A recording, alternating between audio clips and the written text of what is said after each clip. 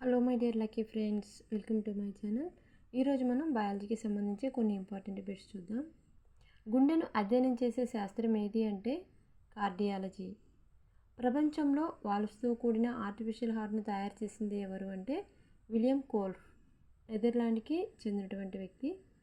ప్రపంచంలో మొదటిసారిగా open heart surgery చేసిన వ్యక్తి ఎవరు అంటే క్రిస్టియన్ బెర్నార్డ్.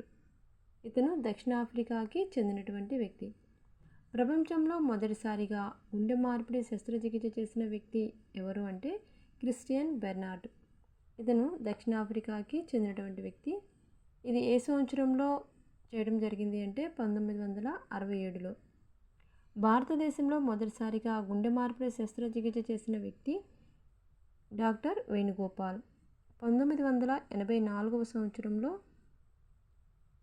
గుండె మార్పిడి శస్త్రచికిత్సని భారతదేశంలో చేయడం జరిగింది. గుండెను ఆవరిస్తూ ఉండే పొర ఏది అంటే హృదయావరణ త్వచం. హృదయావరణ త్వచంలో ఉండే ద్రవం ఏది అంటే హృదయావరణ ద్రవం. హృదయావరణ ద్రవం ఉపయోగం ఏమిటి అంటే యాంత్రిక అవరోధాల నుండి గుండెకు రక్షణ ఇవ్వటం. యాంత్రిక అవరోధాలు అంటే దెబ్బలు, షాక్లు వంటి వాటిని యాంత్రిక అవరోధాలు అని అంటారు. Thank you for watching.